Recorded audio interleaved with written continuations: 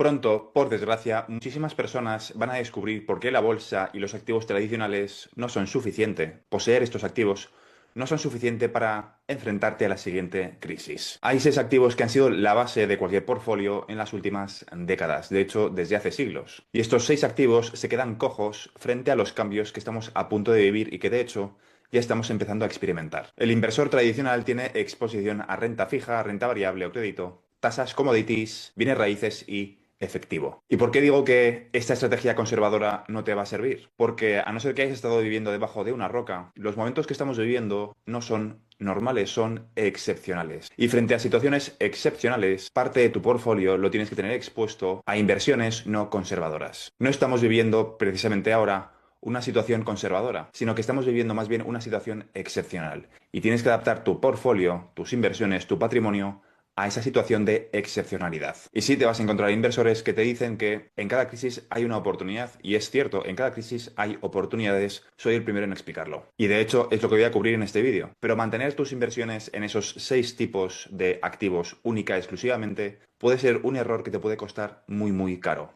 Y es lo que quiero cubrir contigo en el siguiente vídeo. Así que la pregunta es, ¿cómo te proteges frente a esta situación tan excepcional que estamos viviendo y que se va a agravar en los próximos días, semanas y meses? O dicho de otra forma, más que cómo protegerte, vamos a contestar primero a la pregunta de qué te estás protegiendo. ¿Cuáles son las amenazas de tu patrimonio? Y una vez detectadas las amenazas, podemos intentar presentar soluciones, tanto las soluciones tradicionales frente a este tipo de escenarios y soluciones que quizá no sean tan tradicionales. Soluciones no tradicionales frente a esta situación excepcional. Así que la primera amenaza, que ya he cubierto varias veces en este canal, es, en primer lugar, la amenaza de Irán, el cierre del estrecho de Hormuz y cómo la crisis energética va a limar el poder adquisitivo de todos los ciudadanos, sobre todo en los países desarrollados. Antes de seguir, quiero enseñarte el siguiente vídeo para poner un poco de contexto a lo que voy a explicar a continuación. There'll be people of means who are going to travel, and then there's going to be people maybe who of lesser means who might actually be able to use an Oculus or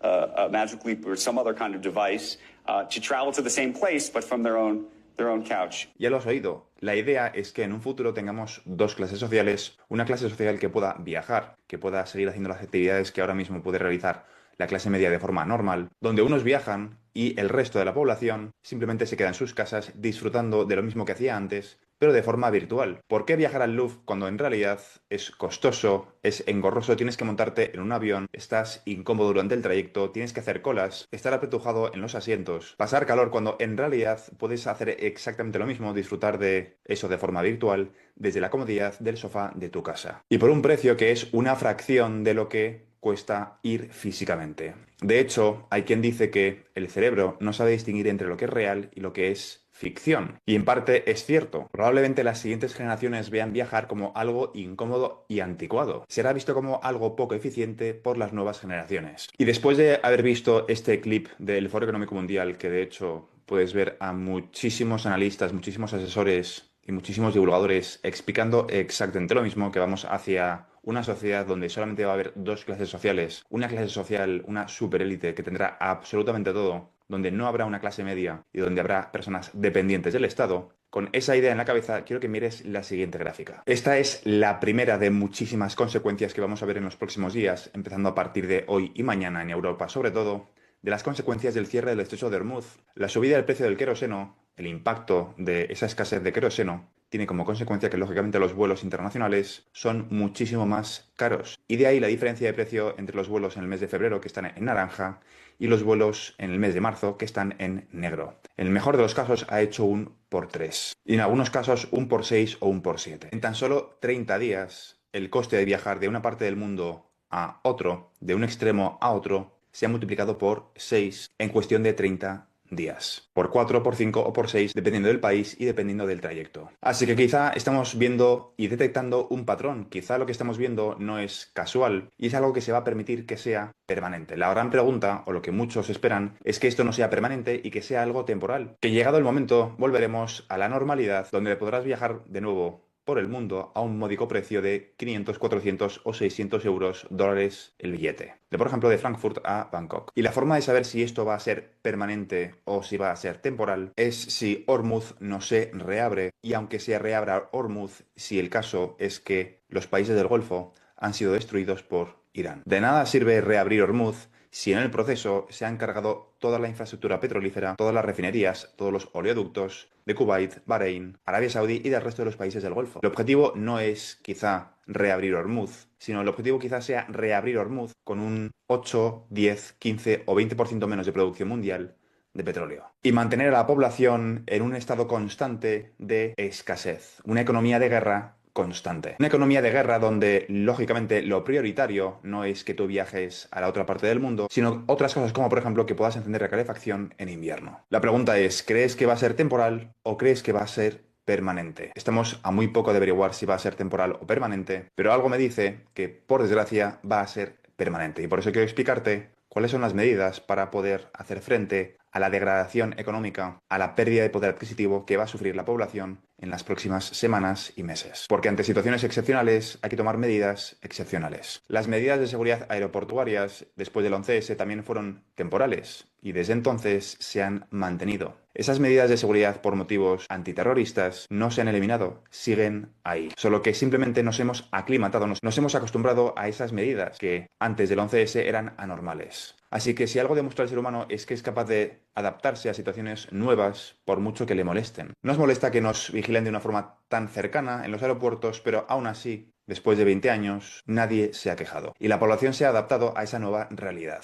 Mira la gráfica y pregúntate si es temporal o permanente. Las ciudades de 15 minutos, de las cuales llevo 4 años hablando en mis redes sociales, no van a ser ciudades valladas, no van a ser ciudades con muros y no van a ser ciudades con cámaras que te vigilen. Simplemente van a hacer una cosa que es aumentar el coste de vida. Las ciudades de 15 minutos parecen ahora muchísimo más realistas y muchísimo más fáciles de implementar que hace 30 días. Y eso que en Europa todavía no hemos vivido el racionamiento energético. Algunas zonas de forma aislada están empezando a vivirlo en Irlanda, en la isla de Man, en Francia. La Unión Europea está avisando de que esto va a ocurrir y aunque reabran Hormuz mañana, el daño en las refinerías ya está hecho. El daño en los oleoductos ya está hecho. Y mínimo restablecer toda esa cadena de suministros a la etapa previa al cierre de Hormuz va a llevar mínimo 2 meses más. Con lo cual, a día de hoy podemos afirmar que han desaparecido y que van a desaparecer de la economía casi 800 millones de barriles de petróleo en 2026. Contando las casi 6 semanas que lleva cerrado el estrecho de Hormuz y sumando también que supuestamente en el mejor de los casos en 2 meses volvemos a la normalidad.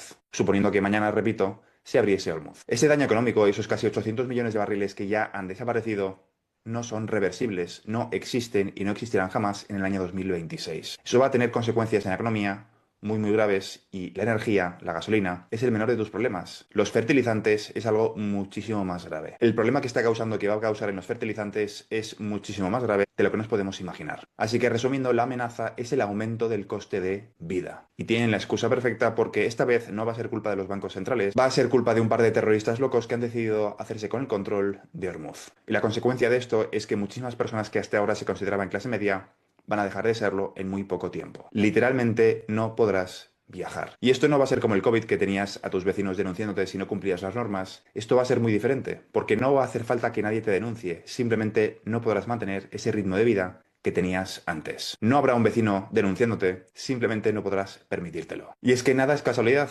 porque ¿cuál es la segunda amenaza? La inteligencia artificial. Lo he cubierto muchas veces en mi canal y no voy a extenderme demasiado en este apartado, pero para mí este aumento deliberado del coste de vida está estrechamente relacionado con el lanzamiento en el año 2026-2027 de los agentes de la IA. La IA va a provocar la mayor destrucción de empleo de la historia. Y muchísimos inversores piensan que aparecerán nuevas oportunidades. Y es cierto, aparecerán nuevas oportunidades porque es históricamente lo que ha ocurrido. De hecho, eso es así históricamente hablando. Hace apenas unos siglos, el 98% de la población se dedicaba a la agricultura. Y ahora apenas un 20%, un 25% se dedica al sector primario. El mercado laboral ha cambiado muchísimo y seguirá cambiando, pero el problema es el ritmo de destrucción frente al ritmo de oportunidades. Solo tienes que fijarte en lo que están construyendo. Tiene la misma forma que tú. Y si los objetos que están construyendo, si las máquinas que están construyendo tienen la misma forma que tú, es porque te van a sustituir. El mensaje no puede ser más claro. Tiene forma humanoide, tiene la misma forma que tú, porque va a sustituir a los empleos white y blue collar, tanto trabajos intelectuales como trabajos manuales. La IA es el último invento del ser humano. No voy a volver a repetir todos los argumentos que he explicado en el pasado en este canal de por qué la IA es diferente o es el último invento, por qué el ritmo de destrucción va a ser superior al ritmo de oportunidades. Pero la idea es muy sencilla. En esta nueva economía postcapitalista, el bottleneck, lo que limita el crecimiento, va a ser el ser humano. Y cuando lo que limita el crecimiento del PIB es el propio ser humano, se elimina muy rápido de la ecuación. El freno al avance exponencial de la civilización humana, es el ser humano. Y muchos, por desgracia, están a punto de descubrirlo, pero tarde. Para mí, repito, no es casualidad. Estas dos amenazas están estrechamente relacionadas. Una vez se decide que el ser humano ya no es productivo y que ya no es útil en la sociedad, ¿por qué seguir dándole los derechos que tenía cuando ya no participa en la sociedad desde un punto de vista productivo? Tiene sentido darle la oportunidad al ser humano de viajar, de consumir y decidir qué es lo que quiere hacer, cuando todavía soluciona algo a esta superélite, a esta nueva tecnocracia que está a punto de nacer, a estos nuevos trillonarios que están a punto de nacer a raíz de esa transformación histórica. Así que antes de que ocurra esta destrucción de empleo, los pones a todos en modo supervivencia. Y el que no entienda la transición se va a autoeliminar del juego. Así que ahora que ya he explicado cuáles son las amenazas, cuál es el plan, contestemos a la siguiente pregunta. ¿Cómo te proteges? Y te voy a contestar a esta pregunta con dos formas, la forma tradicional y la forma novedosa. ¿A qué me refiero con la forma tradicional? La forma histórica, los mecanismos tradicionales son tres: tierra, oro y arte. Cada uno protege en distintas áreas. La tierra te da la independencia de, por ejemplo, tener la posibilidad de producir alimentos, de tener control sobre el agua. Y si la tierra que tienes es suficientemente grande, incluso poder producir tus propios alimentos, carne, vacas, gallinas, etc. Y quizá con un poco de suerte incluso poder tener una fuente de energía, cortar leña y muchísimas otras posibilidades que no voy a cubrir en este vídeo sobre las formas de explotar un trozo de tierra. La lógica es muy simple, cuanto más grande, mejor. El arte es la forma de asegurarte de que la riqueza pasa a la siguiente generación. Un cuadro siempre se puede meter en un coche y puedes huir del país cruzando la frontera, o al menos esto era así hasta ahora. Y por último, el oro, que de hecho el oro no es una inversión, es dinero. Históricamente no ha sido una inversión, ha sido un mecanismo de transmisión de valor. Siempre se ha considerado dinero. Han conseguido inculcar a la sociedad la idea de que en realidad lo que es dinero son los euros y los dólares. El oro no ha sido una forma de protección, ha sido históricamente dinero, pero han conseguido eliminar ese concepto de la psique colectiva. Estos son los mecanismos tradicionales para protegerte frente a situaciones excepcionales. Históricamente esto es lo que mejor ha funcionado en situaciones extremas como las que estamos a punto de entrar. Y de hecho algunos han sido visionarios y llevan años acumulando oro, antes lógicamente de que fuese popular y de que llegase a los medios estos últimos meses. Así que volvamos al año 2026 y analicemos lo que está ocurriendo. AGI, Inteligencia Artificial General, y la superinteligencia, se espera que entre el año 2026, 2027 y 2028 alcancemos esos niveles. Los agentes de IA se esperan en el mercado laboral que se lancen en el año 2026. Este mismo año. Faltan meses para que veamos el impacto real del mercado laboral. Y justo antes de esos acontecimientos se cierra el estrecho de Hormuz y el coste de vida de absolutamente todo el mundo está a punto de entrar a unos niveles que no sabemos a dónde van a llegar. No sabemos dónde está el límite y cómo de extremo va a ser el encarecimiento. Una cosa es bastante evidente y es que la movilidad va a ser muy reducida, sobre todo por los confinamientos energéticos. Así que de nuevo, volvamos al año 2026 y quiero que te imagines un escenario donde el coste de vida te sube un 100% en apenas unos días. Sé que es un extremo, pero quiero que te imagines que eso vuelve a ocurrir no al cabo de unos días, sino al cabo de nuevo de unas semanas. En ese escenario te habrás dado cuenta que la estrategia de conservar o intentar conservar tu patrimonio con la bolsa no habrá dado sus frutos. Habrás estado quizá durante décadas teniendo una estrategia muy conservadora con fondos indexados y de repente, y a una crisis como la que estamos viviendo ahora, la rentabilidad cae por los suelos. Por la sencilla razón de que en el papel sí habrá sido rentable, pero la realidad es que tu coste de vida habrá subido más que las bolsas tradicionales. Históricamente, de los 6 activos que te he nombrado al principio de este vídeo, los bienes raíces y el oro han batido la inflación. El oro y los bienes raíces han mantenido su valor frente a la devaluación fiat. Esto es cierto. Pero la pregunta que desconocemos es si van a mantener ese ritmo frente a la devaluación que vamos a ver en los próximos días, en las próximas semanas, con los confinamientos energéticos en Europa, sabiendo que existe la posibilidad muy real de que esa devaluación puede ser permanente. No porque la inflación provenga de los bancos, sino porque en este caso va a venir de una crisis energética. La pregunta es, ¿se mantendrá ese ratio? Y aquí es donde aparece el séptimo sector, el sector de activos digitales.